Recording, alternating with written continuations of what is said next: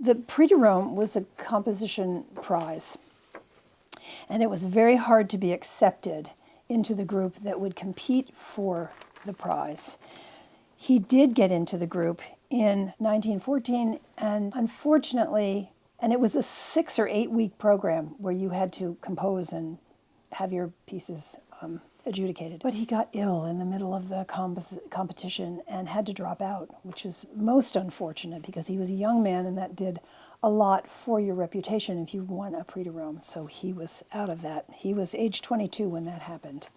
So he was quite a composer too, not just a harpist and teacher and pianist, but his compositions are reflective of the stature of the Prix de Rome, what high quality music he was able to write. It astounds me to this day how beautiful and how well composed these pieces are. So many harpist composers wrote pretty pieces, but his are substantial and well crafted and moving pieces that transcend the instrument. Absolutely. They're just great music. Absolutely. And so many of them are just incredibly standards now of the harp repertoire. Right. So it's really incredible that, and a shame that he wasn't able to finish the competition. But well, here's a very interesting photo from his teaching years at Juilliard. At Juilliard. Looks like there's somebody we recognize. Right. That was my class at Juilliard. And I can't remember why the photograph was supposed to be taken. I have no idea. But we all gathered in the harp room, I think, and somebody came in and took our photos. So it was wonderful. I don't really remember when it was. Oh, 1968, 69. Oh, wow. So there we are. 68, 69. We were all children. I was just a baby. And this one is from, I think this one's from 1954. Yes. And there's... This is the class at Juilliard in 1954. There's some very famous people in this photograph. Yes. Yep. Francesca Corsi's on the far right. She played with the New York City Opera for many, many decades. And Jane B. Weidensaul is there also, third from the right. And she was one of my teachers also, but she was Mr. Grandjany's assistant for a long time, right? Look at all those people. And then their beautiful gowns. That's what harpists wore back then, right? Exactly. Who is this? What is this? This is 1948. Excuse me. That's 1948. And this is in Montreal because he founded the harp department at the Conservatory in Montreal, 1956 to 1966. I thought he was there for 20 years and not 10 years. My date could be wrong, but he used to go to Montreal once a week to teach his class, no matter how small or large the class was. And they obviously were dressed for an ensemble concert. He would take the train to Montreal from New York City on Monday afternoon. It was a sleeper train. He would get up the next morning, get off the train, go to the conservatoire and teach his lessons, and then he would come back usually Wednesday. And that was every single week for at least 10 years, but I think it was 20 years.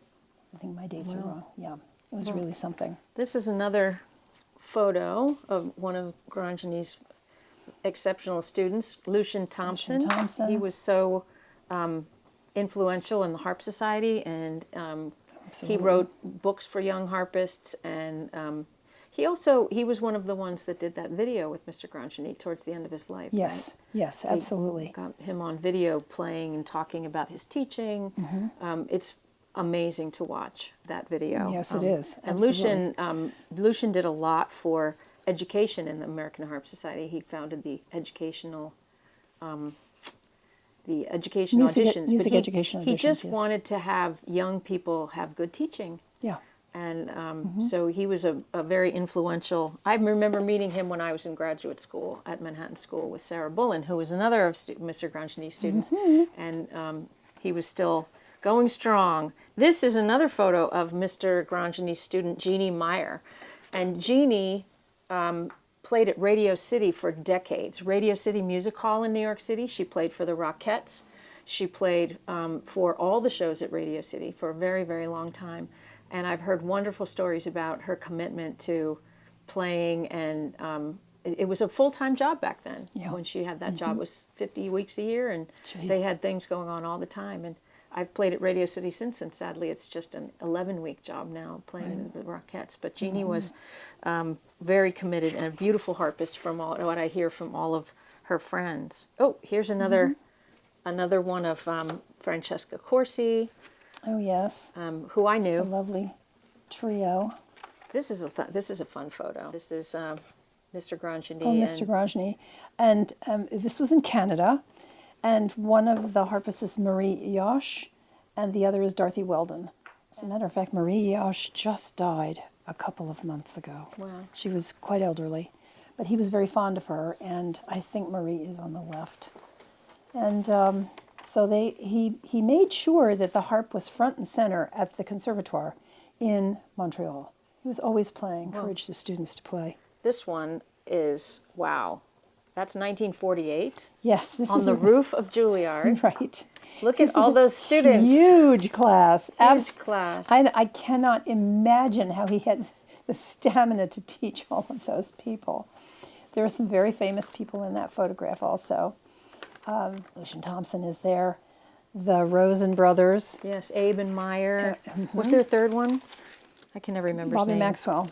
Oh, right. Robert. But I don't think But he changed his name. Yes, but I don't to think Robert Maxwell. But he was a Rosen also. Right. Well, this one is, I forget what this one is. Tell me what these lovely ladies are. Oh, this is that California? That is California. He was invited. Grandjany was invited to California for a time, once a year or once every other year, to go out and present a master class to this huge assemblage of harpists who gathered for the better part of a weekend. And then he played a recital and did a few other things. But this was her daughter is a teenager, Patty Adams Harris. She was a young teenager there. And those were very successful master classes, and he loved going out there because, number one, it was California and it was warm, and he got to see so many old friends. So it was kind of fun. Well, the last thing. So before we do the last Yes, thing, sure. We talked about Fontainebleau and how important that was in his life. There is a small class at Fontainebleau, but here he is in possibly Fontainebleau again with a very exotic-looking harp. Beautiful. It's called the King Louis because of the shell at the front. Yeah. Well, this. and this, yes. This is his manuscript book. It was very distinct, his manuscript, wasn't it? His manuscript writing was very distinct. Oh, yes, very distinct. I can always tell when I see his manuscript. It's beautiful. And from 1941 to 1947, this entire book was used as a sight reading exam for his class. You would come in for your jury, and page would open, and there was the sight reading for the end of your exam. It was pretty terrifying. I would imagine. Yes, because mostly the pedals are in there, but not all of them, as I found out. Not all of them. So it was very interesting, but it's a wonderful, wonderful, wonderful example of not only manuscript music, but wonderful little pieces that can be inserted anywhere or used in a group on a program. And these days, if I present this to my students, they look at it and say, "Oh, it's manuscript." That's right, it is. And didn't Mr. Grandjany feel it was important for felt students it was to be able to read? Very important for them to be able to read. Still today, and you would know this because you play so much ballet, there are often Russian harp parts that are printed out for the rest of the orchestra, but the harp part, the orchestra parts are printed out. The harp part is manuscript. And if you can't read manuscript, you are in big trouble. Yeah. So many of them are still that way. Yes, they are. I found that out when first time I played Nutcracker. Oh, yeah. Look at this. Well, we're just lucky that Mr. Grandjany had such a reach. He taught so many people, who in turn taught so many people. Yeah. And his technique is such an important part of how he produced beautiful and sublime sound. Oh, yes, absolutely. And we're lucky to have someone like you. And and Sarah and the others who are still teaching to continue to teach his technique. It really, and you too. As I recall, Sam Milligan said to me once that, and Sam Milligan, was working in the Line and Healy Salon in New York City for many, many years, and he heard every harpist that came through New York City, and he said nobody sounded as wonderful and beautiful and amazing as Mr. Grandjany. Mr. Grandjany was his favorite, and he heard everybody from Carlos Salcedo to Nico Zabaleta and everybody in between, Mildred Dilling, all of them, and he said nobody made sound and beautiful music the way Mr. Grandjany did. Yes, absolutely. Yeah, and his reviews reflect it. So we'll look at those next. Well, we can look at those next. Yes, we can. Bing Crosby said, "Wonderful, wonderful, simply beautiful, Monsieur Grandjany. Ever try a cowboy song on the harp?" And Grandjany says, "No, I haven't. The harp is rather hard to play on horseback." And Crosby says, "Yes, I guess it is, but many a musical cowboy prefers to ignore his horse." He said, "I really don't think I know any cowboy songs."